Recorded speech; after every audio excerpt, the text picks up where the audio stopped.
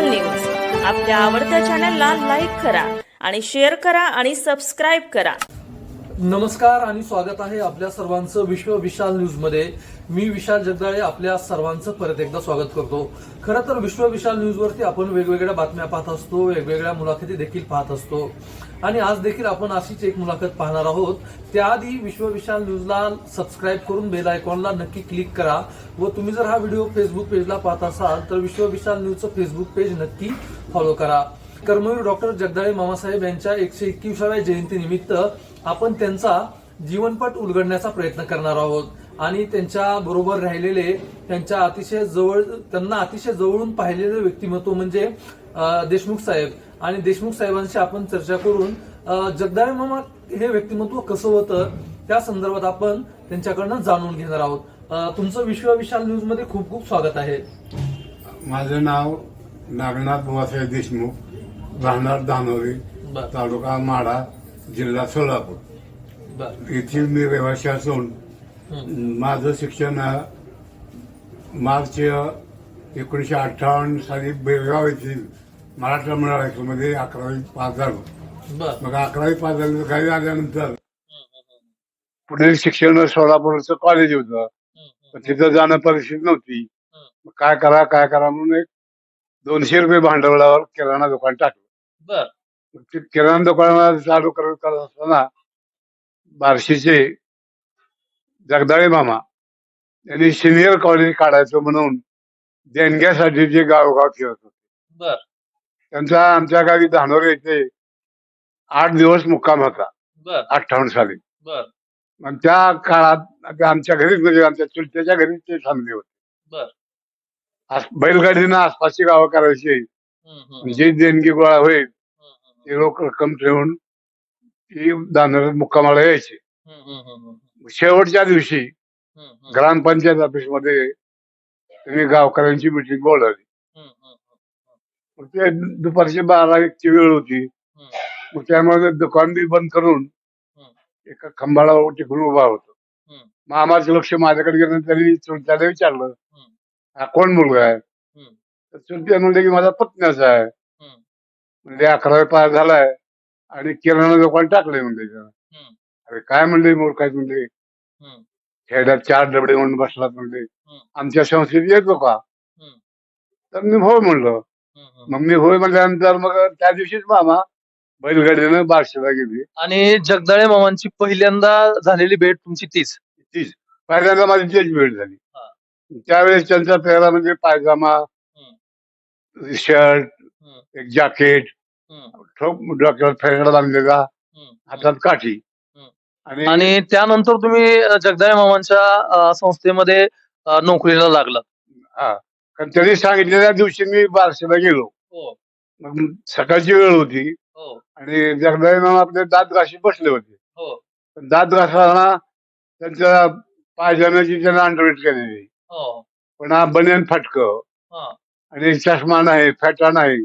मला ते ओळखू आले नाही. त्यांच्या समोरूनच मी 2 चकरा मारल्या त्यांच्या खोलीत पायाची वाकून. तर तिथं लोखंडी पाय असलेले 4 फळ्या टाकलेली कॉट होती, त्याच्यावर एक घोंगडं टाकलेलं आणि जिरे कमीच असायची. मामा पुढे दात घासत 2 वेळेस गेलो, मला काय कळालंच नाही. त्यांच्या समोर 3ऱ्या वेळेस आल्यावर काय पाहिजे म्हणून विचारलं. तर मी म्हणलं असं मला मामाने बोलले. मी सारखे म्हणले मामा बरं झालं आडायच म्हणले. मग म्हणले जा येडशीला. येडशीला मग या म्हणल्यानंतर तिथं TG शिंदे म्हणून हेडमास्टर होते. त्यांचे गाडोळे डोळे, रंग सावळा, कोट, धोतर, म्हणजे पारधी आहे तिथं म्हणले पारध्याकडे जा. म्हणलं आता कोणता अण्णावाद असं माणूस, म्हणून मी येडशीला गेलो. येडशीला जाताना येडशीचे एक प्राध्यापक होते माणिकराव देशमुख म्हणून. त्याने पुढच्या दरवाज्यातनं बघितलं होतं, मध्ये मैदान आहे. त्यांनी बघितलं, मग ते सायकल घेऊन थांबले होते. हे पोरगा मामाला भेटून आलाय आता विचारायचं. मग त्यांनी मला विचारलं कुठला आहे, काय झालं. तर म्हणजे मी असं मामा म्हणजे येडशीला जा म्हणजे कारकून म्हणून. बरं, मग ती म्हणजे मी तुला रेल्वे स्टेशनवर सोडतो. मग त्या माणिकराव देशमुख मला येडशीला म्हणजे रेल्वे स्टेशन बार्शीच्या तिथून रेल्वेत बसून मग मी आलो. बरोबर. मग तिथून आणि त्याच्या पुढचा प्रवास म्हणजे तुम्ही संस्थेमध्ये सेवा दिलेली आहे. सेवा दिली म्हणजे काय, की झोपायला यायचं. सकाळी 7 वाजल्यापासून उठायचं, 8 वाजता ते रेशन दुकान उघडायचं, ते 11 वाजेपर्यंत चालवायचं. पुन्हा येऊन अंघोळ वगैरे करून जेवण करून बोर्ड आपलं हायस्कूलचं काम बघायचं. बरोबर. पुन्हा अजून 5 वाजता दुकान उघडायचं असं. बरोबर. हे झालं, पण मला तुम्हाला हा प्रश्न विचारायचा आहे, की कर्मवीर डॉक्टर मामासाहेब जगदाळे यांचं व्यक्तिमत्व कसं होतं? तुम्ही काय सांगाल त्यांच्याबद्दल? त्यांचं व्यक्तिमत्व निस्वार्थी. हां. त्यांचं लग्न झालं होतं बरं. आणि आम्हाला म्हणजे आठवत नाही, म्हणजे आमच्या भावकीचीच मुलगी होती, बरं. अडाणी होती. बरं. देशमुखाची असल्यामुळं मग ते नगरपालिकेत मामा सर्व्हिसला होते, नोकरीला. सुरुवातीच्या काळामध्ये. हा. बरं. मग ते नोकरी करत असताना त्यांनी सांगायचं बायकोला, की बाबा ह्याच्या आमच्या घरी जाऊ नको, इकडे जाऊ नको. तर ते आले नगरपालिकेत, ते दुसऱ्याच्या घरी बसलेली दिसायची. पण स्वयंपाक करताना भाकरी कच्ची राहिली म्हणलं की दुसरी भाकरी करपून द्यायची. याच्यामुळे काय जमलं नाही. मग मामाने एक विचार केला आणि संभाजीराव बारगोळे म्हणून होते संस्थेचे अध्यक्ष, मामाने त्यांना केलं. ते निस्वार्थी. त्यांना म्हणजे अरे संभाजी म्हणजे मला काय जमत नाही, हिला 4 ह्याला नेऊन सोडतो. त्यांनी 4 ह्याला जे नेऊन ठेवलं ते सगळं 4 ह्याच्या आपल्या स्वतःच्या वाड्यात सगळं तेव्हा वर्षाचा माल पुरवायचा, कपडे लत्ते पुरवायचे. पण मरेपर्यंत त्यांनी मामाने पुन्हा तोंड बघितलं नाही. तेव्हा सगळं पुरवायचं. म्हणजे संपूर्ण आयुष्य मामांनी समाजसेवेसाठी आणि शिक्षणासाठीच गेलेलं आहे मामांचं. आणि मामांनी हे शिक्षण संस्था वाढवत असताना तुम्ही स्वतः डोळ्यांनी पाहिलेलं आहे. तर त्यांनी कशा पद्धतीनं एवढ्या मोठ्या शिक्षण संस्था असतील किंवा हॉस्पिटल उभा केलेला आहे? तुम्ही काय सांगाल त्याबद्दल? त्यांची म्हणजे कार्यशैली कशा पद्धतीची होती? स्वभाव कशा पद्धतीचा होता? त्यांची कार्यशैली म्हणजे निस्वार्थी. स्वतःच्या जमिनीतलं येणारं उत्पन्न, त्या उत्पन्नामधून आपली जेवायची बोर्डीची फी त्यावेळेस 15 रुपये होती. म्हणजे ते सुद्धा द्यायचे? ते सुद्धा मामा स्वतःच्या शेतातले द्यायचे. बर. आणि जेवण जे पंक्तीला असेल मुलांच्या त्यावेळेस भाकरी आणि आमटी तुरीच्या डाळीची.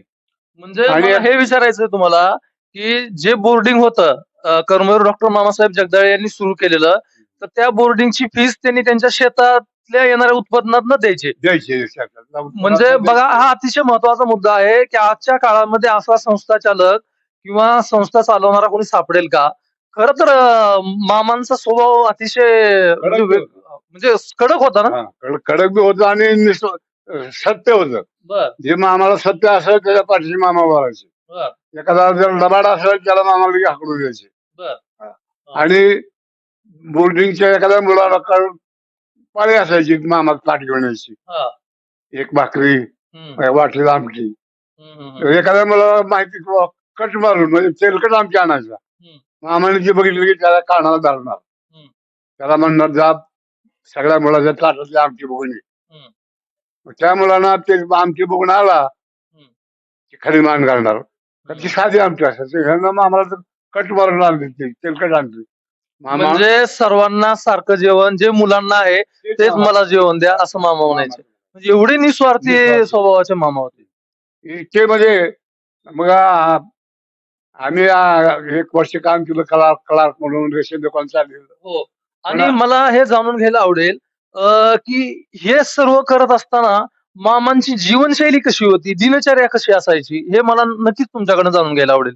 मामा पहाटे उठायचे, सगळ्या मुलाला उठवायचे आणि रस्त्यावर म्हणजे 2-4 किलोमीटर पळत पाठ बसून न्यायचे. मग काही दिवसांना काही 1-2 शिक्षक तयार झाले, पण मामा सगळ्यांना उठवायचे.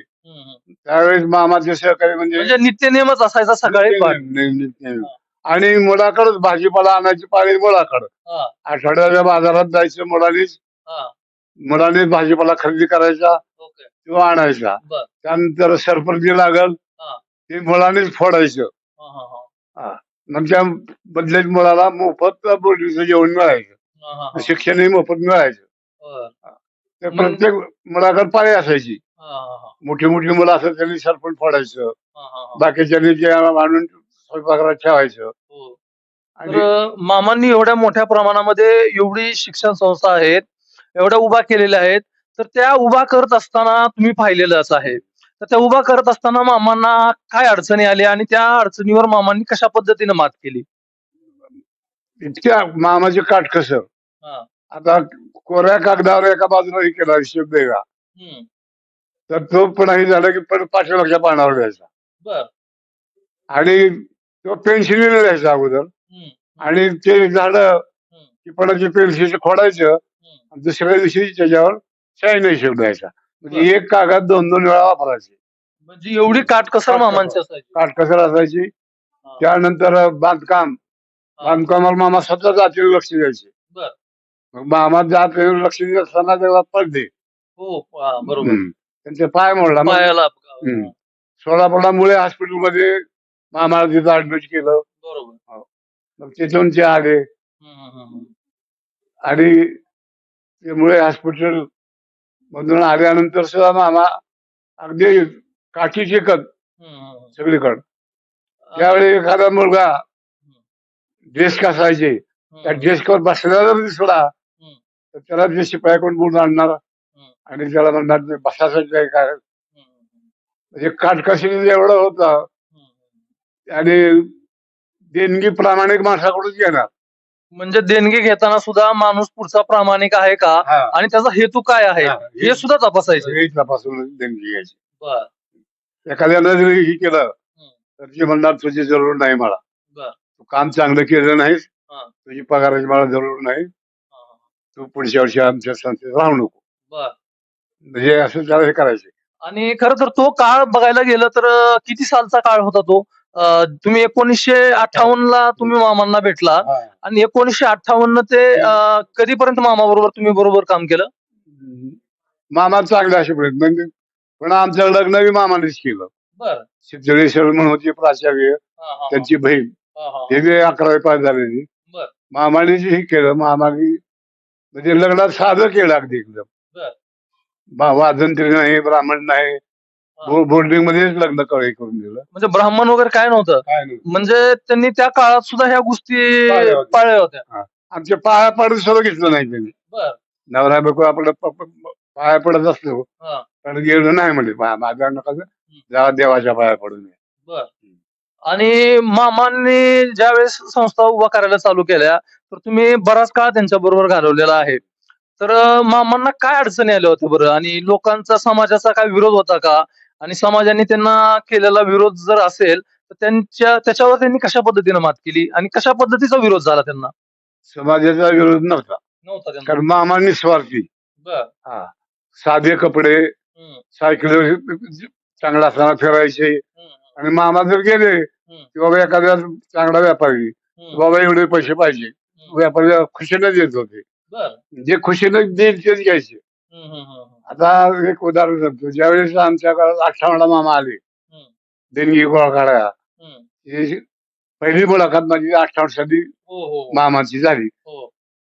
मग ते बैलगाडीने फिरायचे हम्म, हम्म. आसपासची गावं करीत. आमच्या गावापासून जी होती तर एका गावातला मोठा एक वाडा होता. हम्म, मामा म्हणजे हे आपलं काय देणार नाही म्हणजे, हम्म, इथं घ्यायला मागायचं नाही, पुढच्या वाड्यात चला. हम्म, मग ते वाडा शिकून वाळूज गावात, हम्म, हम्म, वाळूज म्हणून आमच्या गावाजवळ आहे, मोठं गाव आहे. पुढच्या वाड्यात गेल्यानंतर त्या मालकाला जरा वाईट वाटलं. हम्म, अरे मामा माझ्याकडे काय नाही, हम्म. माझं काय ते तुम्ही आम्हाला काय समजलं. कारण काय मामांनी तसं मामा करणं? जो सावकार आहे तो काय देणार नाही. बर मग मोठा आहे. म्हणजे मामा ओळखायचे, माणसं ओळखायचे. माणसं ओळखायची माणूस. बर मग तो माणूस गेला मामाच्या पाया पडला, म्हणला मामा माझं काय चुकलं असेल का, मी एवढे एवढे पैसे देतो, हा, तुम्ही घ्या. हा, हा, हा, मग ते मग त्यानं प्रामाणिकपणे दिल्यामुळे घेतले. हा, हा. म्हणजे मामा अगदी आग्रहानं कोणाकडे करत नव्हते. बर साधं एक उदाहरण सांगतो. त्यावेळेस हा. शिवाजी कॉलेजचं बांधकाम चालू होतं. बर 62चं इलेक्शन आलं. हा. मामाने जे हागरेचे प्लॉट होते बर ते प्लॉट घेतला आणि एक प्लॉट झाडुक्याचा होता. हम्म, हम्म, झाडुके 62ला म्हणला भाऊसाहेब हम्म, की मी तो प्लॉट तुम्हाला देतो. मग मामाने त्याला पाठिंबा दिला. मामाच्या संसदेतले एक नरसिंहराव देशमुख माझे आमदार हम्म, शेतकरी ते त्याच्या विरोधात झाडूक व्हायचे. हम्म. महामंडळाच्या बाईचा प्रचार केला. हम्म. बाई बहुमतानं पण निवडून आली बर. आणि पुन्हा तो प्लॉट त्याला भाऊसाहेब टाळटाळ करला. हम्म. मग काय केलं मामा? मग मामा यशवंतराव चव्हाणला भेटला कोल्हापूरला गेले. हम्म. मनोहर देशमुख हम्म. म्हणजे एक शिक्षक होते, हम्म. म्हणजे पुन्हा शिक्षक झालेले. हम्म. तर बार्शीचे नरसिंहरावचे पुतणे हम्म. त्यांना घेऊन आणि दिग्विशे जवळ असे कोल्हापूरला गेले. स्टेज मोठं हम्म. यशवंतराव चव्हाणच्या सभेचं. ते स्टेज येऊन यशवंतराव चव्हाणांनी मामाला बघितलं. ते स्टेज उचलून आले मामापाशी. बर. मग त्यावेळेस नामदेवराव मोहिते एक पुढारी होती साधारणची, हम्म. आणि शंकरराव मोहिते पाटील हम्म. दोघं दोन्ही बाजूला मामाच्या. मग ते मामानी म्हणजे यशवंतराव म्हणजे मामा कशाला तुम्ही आले मामाचं दर्शन घेऊन? अरे म्हणजे ह्याची बाई म्हणजे त्याच्या खाली हलकटपणा म्हणजे असे बोलले त्याला. आणि ती काय ते प्लॉट दे ना. आणि शंकरराव म्हशी एका बाजूला होते. नामदेवराव म्हशीकडे बघितल्यामुळे नामदेवराव म्हशी म्हणजे करतो व्यवस्था. मग त्यानंतर मग ते पावसात तयार झालं नामदेवराव सांगितल्यावर. बर. अर्धी म्हणजे मामांचा स्वभाव असा होता म्हणायला हरकत नाही की एक तर आपण कोणाचा वाईट करायचं नाही हा. आणि दिलेला शब्द पाळायचा, आणि जर कोणी शब्द पाळत नसेल तर त्याला कसं वळवून घ्यायचं, त्याच्याकडनं वधवून घ्यायचं, हेही मामांना चांगल्या पद्धतीने माहित होतं. बरोबर आहे ते. हा. अगदी जे काय विरोधात जाईल हा, हा. त्यांना अगदी मामा क्षमा करीत नव्हते. बरोबर आहे. हा. आणि 1958 पासून म्हणजे खरंच तुम्ही मोठा काळ त्यांच्या बरोबर घालवलेला आहे, आणि तुम्ही खरं तर भाग्यवान म्हणायला हवं की मामांबरोबर तुम्ही काळ घालवलेला आहे. मामांनी कशा संस्थांचं जाळं कसं उभा केलं बरं एवढं? कारण त्या काळामध्ये वाहतुकीची व्यवस्था एवढी नव्हती. तर मराठवाड्यामध्ये आणि पश्चिम महाराष्ट्रामध्ये दोन्ही विभागांमध्ये त्यांनी संस्थेचा जाळं उभा केलेला आहे. तर हे कशा पद्धतीने उभा केलं? आता उस्मानाबादला भारत विद्यालय काढलं मामा. हो हो हो. मग ते काढल्यानंतर एका वाड्यामध्ये भाड्याच्या इमारती होत. बर. मग ते गडीचा वाडा म्हणून एक उस्मानाबादला आहे. बर. तो एका मुसलमानाला हैदराबादला गेला, तो त्याला घेतला होता. मग नरसिंहराव देशमुख काठेकर वकील त्यांना मामाने ट्रस्टी केलं. बर. मग त्यांनी त्या मुसलमानाला बोलवून आणलं. आणि त्या काळात 900 रुपये हाली म्हणजे निजामाच्या 900 रुपयाला तो गडीचा वाडा घेतला. मग त्यानंतर मग काही दिवसांनी तिथं आम्ही पाया खोदणी करून ती इमारत उभा केली. बरोबर. त्याच काळात रावसाहेब राजे म्हणून उस्मानाबादचे मोठे दानशूर होते. बर. मग त्यांना 2-3 मुली एक मुलगा होता. त्या मुलाला बाबळगावचे विलासराव देशमुखांची चुलत मावळण दिली होती. बर. ते लग्न झालं, हे केलं, पण ते योगायोगाने 1 वर्षाच्या आत मुलगा वारला. मग ते रावसाहेबराजे म्हणले की बा त्याचं नाव स्मरणात राहावं म्हणून आता जे एसटी स्टँड झालंय ते 15-16 एकर जमीन संस्थेला दान देतो. मग आम्ही लगेच त्यांचं नाव बोर्डला हे करून शाळेचं नाव बदललं. मग करार करायचा, करार करताना त्यांचे कोर्टामध्ये ठरलं. रावसाहेबराजे काय म्हणले की कायमचं नाव ठेवण्यात येईल असं द्या. मामा म्हणले आमचा विश्वास नाही. कारण कशामुळे म्हणले तुमची जमीन नको म्हणले आम्हाला. ती 16 एकर जमीन आम्हाला सोडून दिली. म्हणजे मामांचा स्वभाव असा होता की एकतर निस्वार्थी भावनेने वागायचा आणि शब्दाचे पक्के असायचे. शब्दाचे पक्के. मग आमच्यावर विश्वास नाही का तर नको म्हणले ती जमीन. आम्हाला लगेच सांगितलं ते बोर्ड बदला. बरोबर. मग काय ठेवायचं ना म्हणजे भारत विद्यालय. विद्यालय ठेवा. ते भारत विद्यालय ठेवलं. भारत विद्यालय खरं तर धाराशिव मध्ये आहे, आणि एडसीला पण संस्था आहे, तेरला संस्था आहे, अशा बऱ्याच तडवळ्याला आहे, अशा बऱ्याच संस्था मामांच्या मराठवाड्यात देखील आहेत, पश्चिम महाराष्ट्रात देखील आहेत. मला तुम्हाला जाता जाता असा एक प्रश्न विचारावा वाटतो की आत्ताचं जे शिक्षण पद्धती आहे आणि त्या काळाची जी शिक्षण पद्धती होती, खरं तर मामांमुळेच मराठवाड्यातील विद्यार्थी आणि पश्चिम महाराष्ट्रातील विद्यार्थी शिकू शकले. आणि आज जे काय आपण बघतोय की मोठ्या प्रमाणामध्ये शिकलेले विद्यार्थी असतील, मोठ्या पोस्टवर आता रिटायर झालेले लोक असतील, तर त्यांचं आयुष्यच खरं तर त्या व्यक्तीमुळे घडलेलं आहे. तर आजच्या झालेल्या शिक्षण पद्धतीमधला बदल आणि त्यावेळेसची शिक्षण पद्धती कशा पद्धतीची होती? त्यावेळेस ते काटेकर होती. अगदी हातात छडे असायची. बर. विद्यार्थ्याला अगदी पालक सुद्धा म्हणायचे आमच्या विद्यार्थ्याला हे करा, आपण शिकवा चांगलं. मामा मार द्यायचे का विद्यार्थ्यांना? मामा मार द्यायची. हा, चुकलेल्या विद्यार्थ्याला, हा, हा, चुकलेल्या शिक्षकाला हा. मामा हे करत नव्हते, सोडायचे नाही. सोडायचे नव्हते. बरं, आणि मामा एक दोन वेळ उस्मानातला आली त्या काळात, बरं, तर बोर्डीच्या भाकरी बांधून घेऊन यायची. बरं, बरं, जुनं स्टँड होतं आंबेडकर पुतळ्यापाशी, बरं, तिथं आता महामंडळाने मोठी इमारत बांधलेली आहे. बरं, तर त्या जुन्या स्टँड पात्राचं होतं बरं. ते कुमुदराजाच्या जमिनीत अकबर कोणतरी दिली होती एक, बरं, बरं. तिथं ते स्टँड होतं. मामा एकदा आले, आम्हाला बोलून घेतलं, आम्ही आलो 2 शिक्षक. हं, हं, हं. मग आम्हाला म्हणजे एक तांब्या भरून आणा. हं. मग तांब्या भरून आम्ही आपला घेऊन आणला आणि तिथे त्या नळापाशी त्यांनी आपले बसले. भाकरी जी चिरपटात बांधून आणल्या होत्या त्या सोडल्या. आणि योगायोगाने नरशिवराव देशमुख काटेकर हं, हं, हं. संस्थेचे ट्रस्टी, हं, त्यांचे धाकटे भाऊ भाऊसाहेब देशमुख म्हणून हं, हं, हं. ते आले होते. आणि त्यांना म्हणलं भाऊसाहेब असतात बघा मामा आहेत. हं. अरे बापरे म्हणले. मग मामा म्हणल्यानंतर म्हणले त्यांना बनणार बेकरी होईल. मग ती गेली रामराम घातला. हं. काय म्हणले, तर मामा म्हणले मी नरसिंहराव वकिलाचा भाऊ आहे. मग आमच्या घरी चालू जेवायला. नाही म्हणले तुझ्याकडे आमचं ताट वाटी घ्या. हं. मामा म्हणले तुझ्या ताट वाटी सुद्धा मिळत नको, बरं. इथं जेवणार. हा, हा, हा. तिथं त्याने आपली एक भाकरी खाल्ली, चिरगुट बिरगुट बांधून आपलं ठेवलं.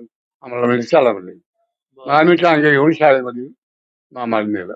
म्हणजे मामांचं स्वभाव आणि व्यक्तिमत्व खरं तर वेगळंच होतं. आणि ते व्यक्तिमत्व खरं तर असं आपण कितीही गप्पा मारत बसलो तरी उलगडणं अशक्यच आहे. अनेक गोष्टी अशा आहेत हो. की त्याचा मामाचा स्वभाव अगदी निस्वार्थी हा. आणि म्हणजे निस्वार्थी पण कडक स्वभावाचे आणि आपल्याला कुणी जर आडवं आलं तर त्याला पण सरळ करणारे मामांचा स्वभाव. आडवं येणारा मामा कधी माफ करत नव्हते. हं, हं, हं. आता असे बरेच उदाहरण आहेत. बरं. आणि ज्यांनी सहकार्य केलं त्याला कधी दूर करत दूर नव्हते. करत नव्हते. बरोबर आहे. हम्म. खरं तर तुम्ही विश्व विशाल न्यूजशी चर्चा करताना कर्मवीर डॉक्टर मामासाहेब जगदाळे यांच्या बऱ्याच आठवणींना उजाळा दिलेला आहे. आणि डॉक्टर कर्मवीर मामासाहेब जगदाळे यांच्या जयंतीनिमित्त आजपासून आपण ही नवीन मालिका सुरू केलेली आहे. डॉक्टर कर्मवीर जगदाळे मामासाहेब यांच्या जीवनपट उलगडण्याची. आणि आज आपण देशमुख साहेबांशी चर्चा केली. देशमुख साहेब, तुम्ही विश्व विशाल न्यूजला खरं तर कर्मवीर डॉक्टर मामासाहेब जगदाळे यांच्याबद्दल अतिशय बऱ्याच लोकांना माहित नसलेल्या गोष्टी उलगडून सांगितल्या. त्याबद्दल आम्ही विश्व विशाल न्यूजच्या संपूर्ण टीमकडनं आपले आभार व्यक्त करतो आणि आपण इथेच थांबूयात. अच्छा, थँक्यू. विश्व विशाल न्यूज आपल्या आवडत्या चॅनलला लाईक करा आणि शेअर करा आणि सबस्क्राईब करा.